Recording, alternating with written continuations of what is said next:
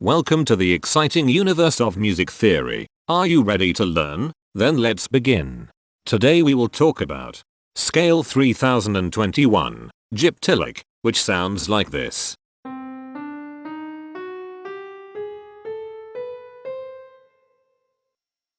This scale has 8 tones, which means it is called an octatonic scale. This is a bracelet notation diagram of Scale 3021. The shaded circles represent tones that appear in the scale, and they are read clockwise, starting at the top.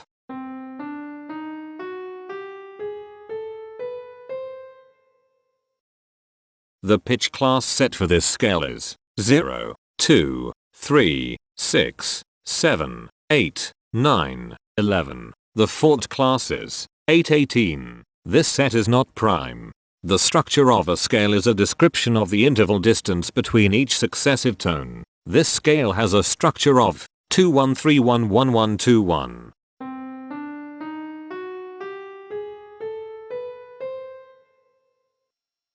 The binary representation of this scale is determined by mapping tones of the scale to binary digits.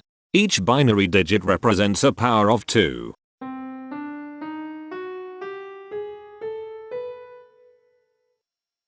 To get the scale number, we add the powers of 2 together.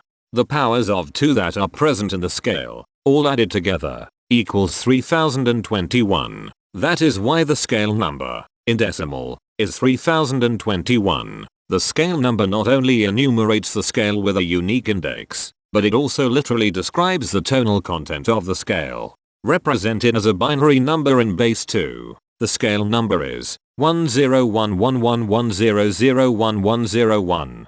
Here are the common triads present in this scale. The diagram in the center is a graph of parsimonious voice leading between triads. There are 4 major triads.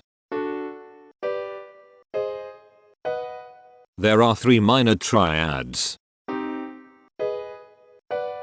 There is 1 augmented triad. There are 5 diminished triads. Here is a Hamiltonian path of parsimonious voice leading that uses all the triads.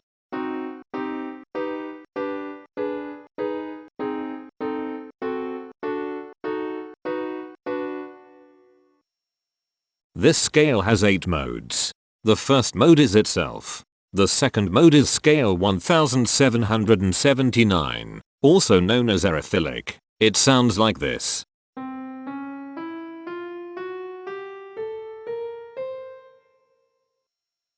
The third mode is scale 2937, also known as Gyptyllic. It sounds like this.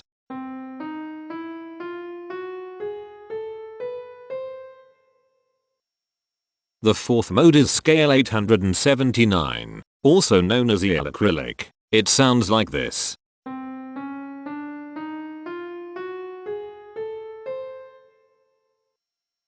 The fifth mode is scale 2487, also known as Gyptyllic. It sounds like this.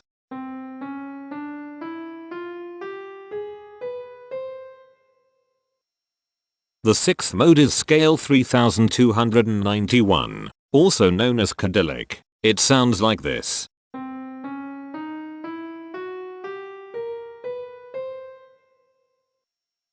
The seventh mode is scale 3693, also known as Imperfections. It sounds like this.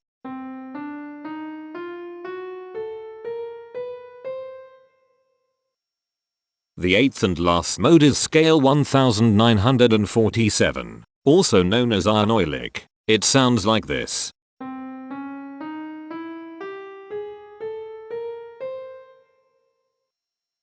Imperfections are tones that have no tone, a perfect fifth interval above them. This scale has 3 imperfections. They are at positions here, here, and here. Hemitones are instances where 2 tones in the scale are a semitone apart. This scale has 5 hemitones. They are at positions here, here, here, here, and here. Cohemitones are instances where 2 hemitones are beside each other. This scale has 2 cohemitones. They are at positions here and here. The distribution spectra describes the size of each of the scale steps, which in turn describes how evenly spaced the tones are. A generic interval is how many scale steps are between one tone and another. A specific interval is how many semitones apart they are. The generic interval of one scale step comes in 3 different specific interval sizes: 1 semitone, 2 semitones, and 3 semitones. The spectrum width of this generic interval is the highest, 3, minus the lowest, 1, which equals 2.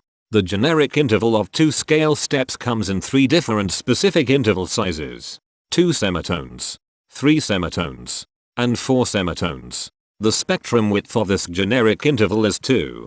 The generic interval of 3 scale steps comes in 4 different specific interval sizes: 3 semitones, 4 semitones, 5 semitones, and 6 semitones.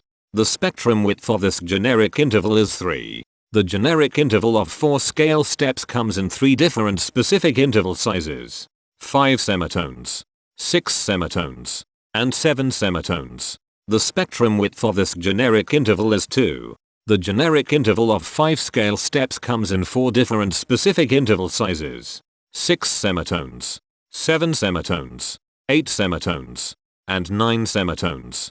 The spectrum width of this generic interval is 3. The generic interval of 6 scale steps comes in 3 different specific interval sizes: 8 semitones, 9 semitones, and 10 semitones.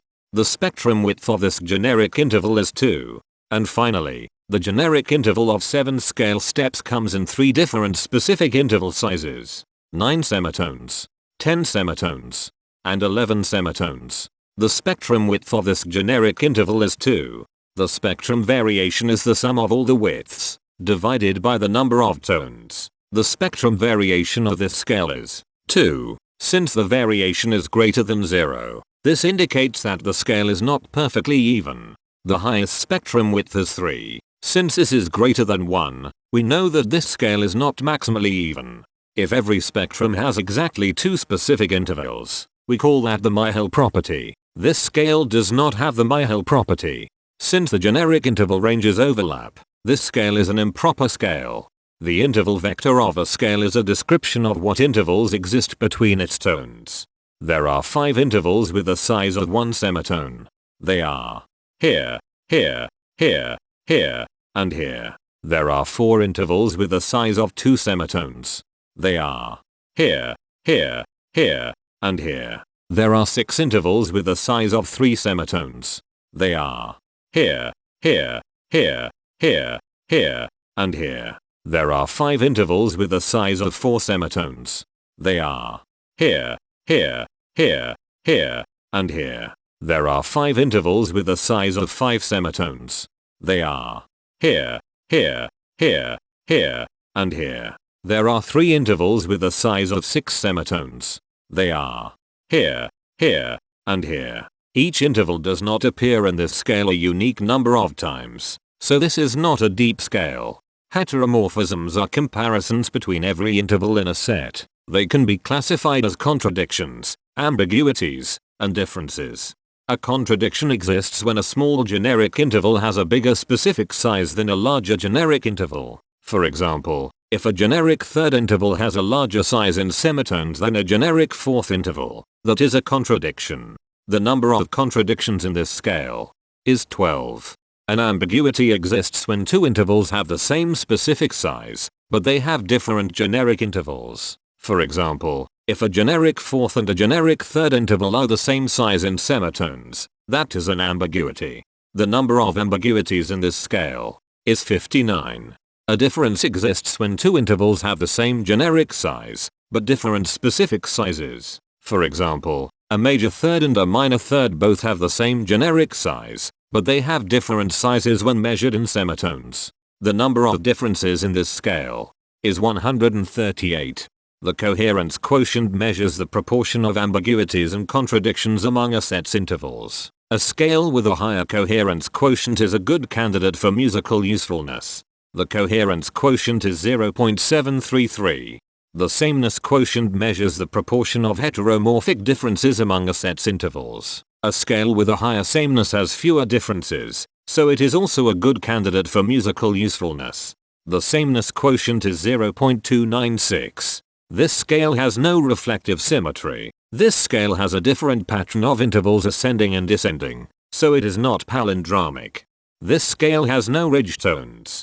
The balance of a scale depends whether the tones are spaced equally enough for the center of gravity to be in the center of the scale.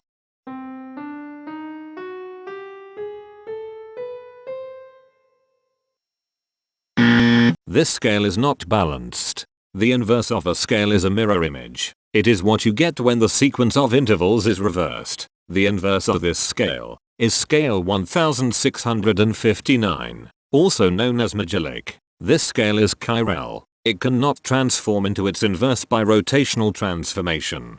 This scale has no rotational symmetry. For even more detail about this scale, visit ianring.com/musictheory/scales/3021. If you found this video informative, please consider supporting this channel by becoming a patron. Of course, not everyone has the means to support a project like this one financially, and that's okay. But if you are able to spare just $1 a month, your help is deeply appreciated. It will not only allow others to continue enjoying this series for free, but will also go toward improving the quality and quantity of music theory resources we can provide. Go to patreon.com/musictheory and join others like yourselves who totally geek out on all this nerdy stuff. Thank you to these Patreon patrons.